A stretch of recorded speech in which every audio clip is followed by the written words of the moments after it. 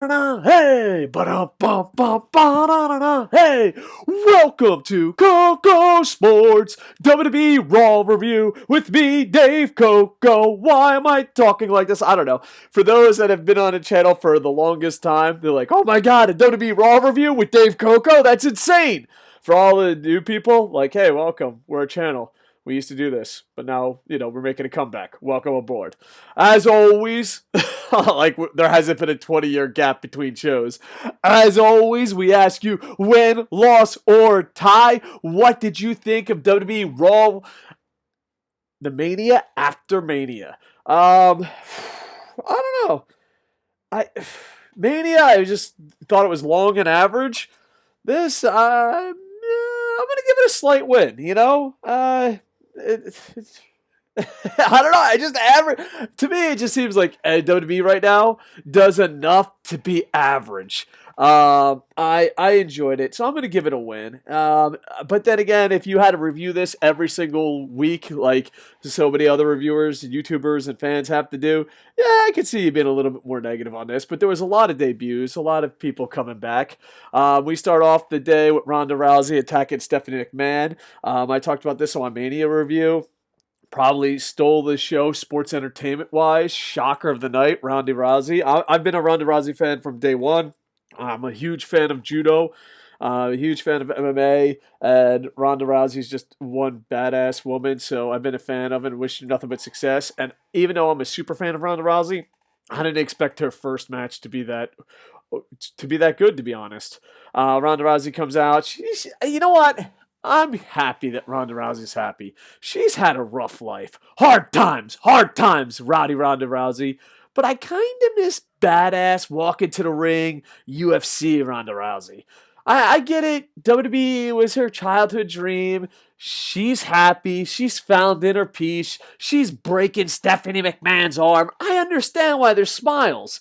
I just miss tough fucking mean face Ronda Rousey. Like, raw, I'm going to the ring, I'm going to kill someone. Ronda Rousey's like, this is the greatest day of my life every time she walks out into a WWE ring. All right, Ronda Rousey, I love you. But we need some tough Ronda Rousey walking to the ring. Not smiles and like, hey, this is the greatest day of my life, Ronda Rousey, every day. Stephanie McMahon does what Stephanie McMahon does. She tries to spin it, heel, oh, look at me, blah, blah, blah. I mean, I haven't reviewed a Raw in 20 years, but Stephanie McMahon and the McMahons do the same goddamn thing. Let's be honest. And Ronda Rousey puts on some Stone Cold and basically just breaks her arm again. So way to go, Ronda Rousey. Overall, enjoyed the opening. But then again, like I said, I don't watch it every week, so I imagine fans that do watch it every week, it gets old.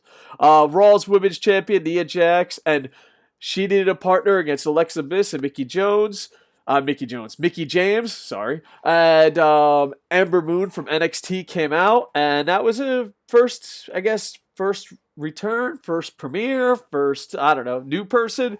And I was kind of excited about it. Yeah, so Ember Moon is on Raw. They're going to have the shakeup next week. And I love the Nia Jax storyline. So Nia Jax and Ember Moon defeat Alexa Bliss and Mickie James. Then you have No Way Jose with the Rosebuds come out. They defeat John Skyler. I hope No Way Jose does a lot better than the Rosebuds did. Adam Rose. But it's pretty much just, I'm positive. Woohoo! Let's party! And I don't know where you go with that. You know what I mean? Hopefully No Way Jose has a better time than the Rosebuds did. Then you have a tag team elimination chamber because, all right, first off, I didn't know how to think about the 10-year-old, 8-year-old, whatever, kid winning the tag team championships. But now that I've had 24 to 48 hours to think about it, how great would it have been if fucking Sheamus just bro kicked them? I know you're not supposed to say this in PC culture. I know that it's like, hey, everything is awesome! And holy shit, does life fucking suck, folks. That's... But how awesome would it have been just the fucking heel turn? Sheamus legit pro kicks the fucking kid in the face. Bah! I'm an evil person. But with that said, I thought the segment where they gave the titles back and be like, because he's in the 4th grade. I don't know. I thought it was ridiculous, but at the same time, I thought it was adorable. So Now they're going to have a tag team elimination chamber, and then elimination match, or whatever, eliminator. Oh, I can't talk. Tag team eliminator match where tag teams are going to face each other and eliminate each other. And you have the Bullet Club, Luke Gallows, and Karl Anderson. Oh, God, man. Come back to Japan. What a mistake. Some people, some people shouldn't leave this island. Look, Karl Anderson, Luke Gallows, if we can learn anything from Godzilla, let's learn. Sometimes leaving Japan doesn't work for everybody. Godzilla, the king of monsters on Japan. And we've seen what America does to Godzilla. Yeah, Luke Gallows, Karl Anderson, please come back. I was watching this match, and I felt bad because I felt like whoever loses this match, it's like their career's over. They had a career versus career match earlier, but let's be honest, this was a career versus career match. Yeah, the Bullet Club, Luke Gallows, and Karl Anderson lose to the Revival, and I enjoyed this tag team match. I enjoyed this tag team match, but there was a part of me that's like, man, the loser of this match career is pretty much fucking done. Done, I tell you, done. So I was a little sad. Happy for the Revival. Gallows, Anderson, I'm sorry, man. Karl Anderson, just come home. Just come home. For those that don't know, I live in Japan too. So Karl Anderson, come home. You could be that crazy gaijin who uses English very loud at the My Basket, just like me. Come home! Come home! What can you do in WWE? Nothing! Nothing! Come home, Karl. Come home. Luke Gallows, we don't really give a shit. You can stay. Then the Miz, Finn Bálor, Seth Rollins, they all start doing the old promo of, oh, I should be champion. Oh, you've heard it all before. But the Miz and his two buddies are like, hey, why don't us three versus you two? And another return. Jeff Hardy returns. And I'm not a big fan of Jeff Hardy, but I know the internet and the peoples love Jeff Hardy. So good for the peoples and the internet. So basically that sets up the main event. Then you got Sasha Banks defeats Mandy Rose, but that's kind of a sidebar as Paige announced her in-ring retirement. I was a huge Paige fan before she went to WWE. I saw the documentary. Now they're making a film with her with The Rock. I don't know if you guys know that. I don't know if they've been plugging it enough the last couple days. Whoever shot that first take on Paige, dude, they must not like Paige. I mean, because that take was absolutely horrible. Like, Paige, Jesus Christ, take a second take.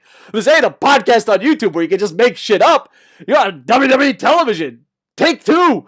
But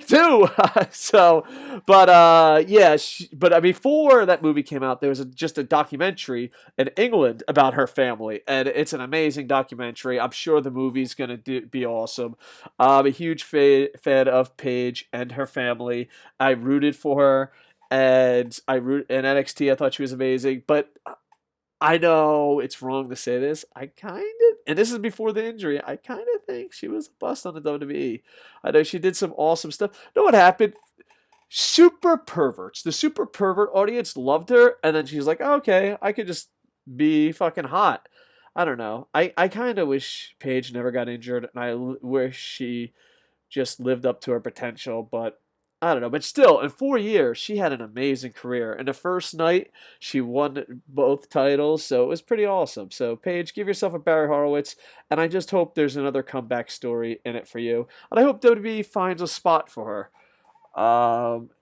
So it's a sad story, and thank you for the memories. And sorry that it didn't work out. And I hope there's a comeback story. There has to be.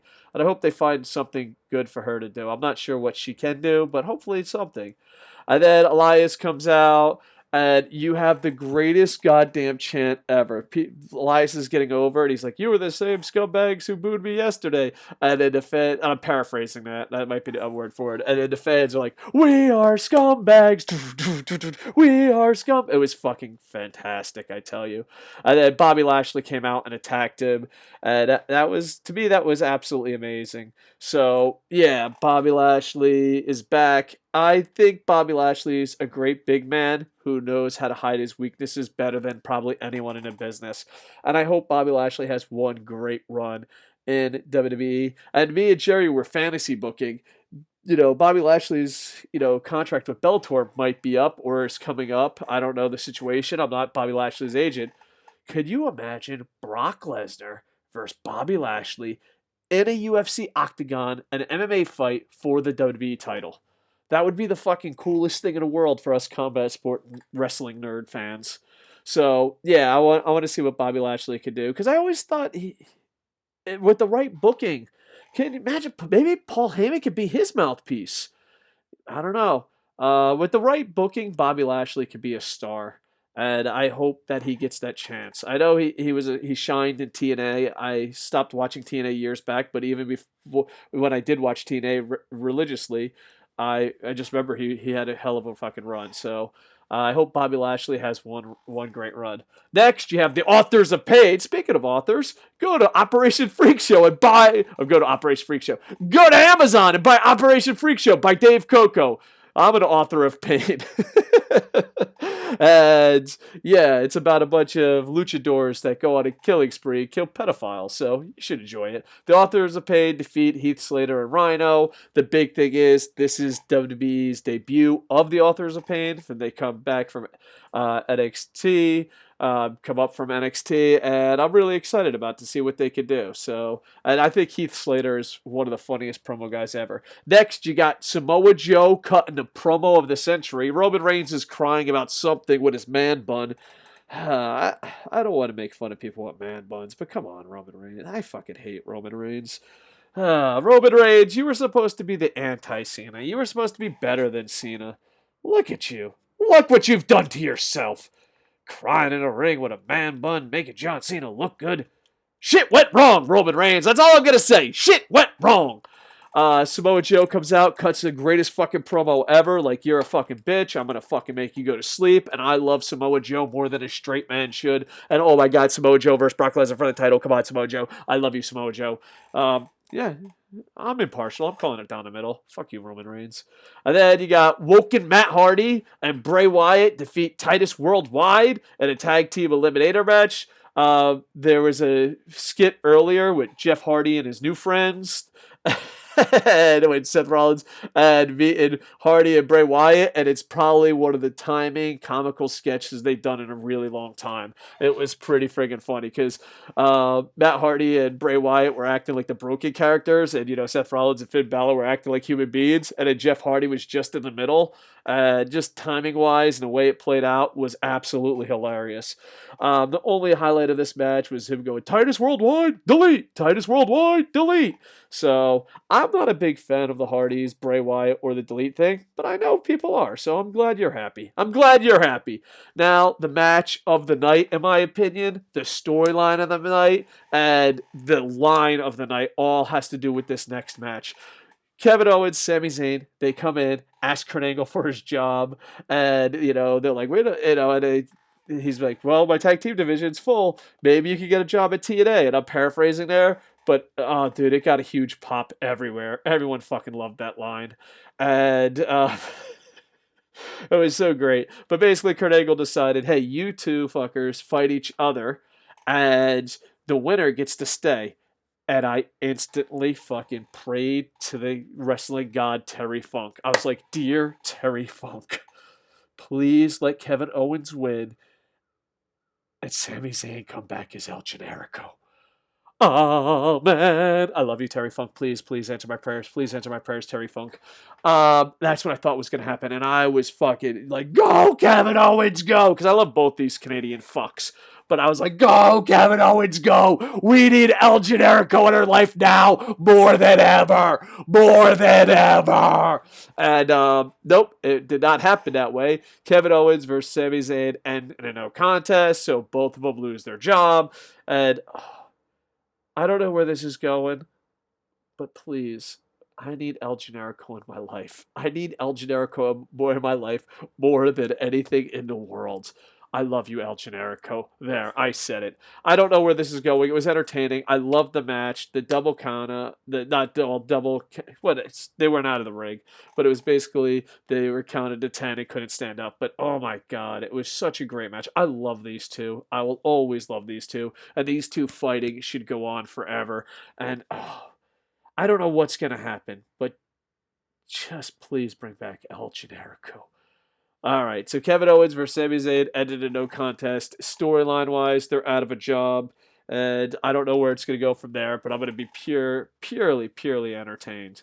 So, oh, man, could you imagine El Generico and then Kevin Owens as Kevin Steen? Maybe, or El Generico and El Generico 2? His chubbier brother? I don't know. I don't know how. I don't know where this is going, but I'm excited. And you know what? How often does WWE get you excited about a storyline? So give yourself a Barry Horowitz, WWE creative. Thought I'd never say that. Welcome back, Dave. You're an insane person. And then the main event. Oh, man, I missed a Kevin Owens Sami Zayn match. You have Seth Rollins, Finn Bálor, and Jeff Hardy defeat The Miz and The Miztourage. It was the generic WWE main event. 3 good guys defeat 3 bad guys. Yay!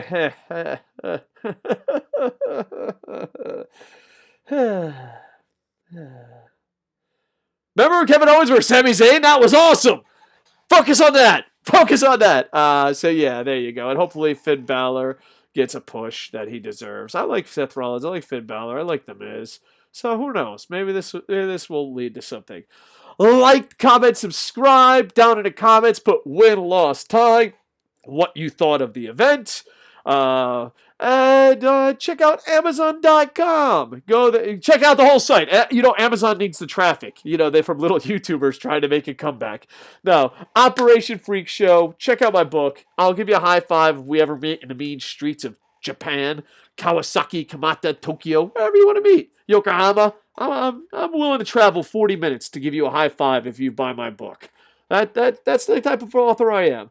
And check out KocoSports.net. We're trying to rebuild it. We're trying to rebuild that site, trying to rebuild everything. About 3 years ago, my life went to hell, and I got depressed and walked away. And I said, you know what? I miss being a nerd.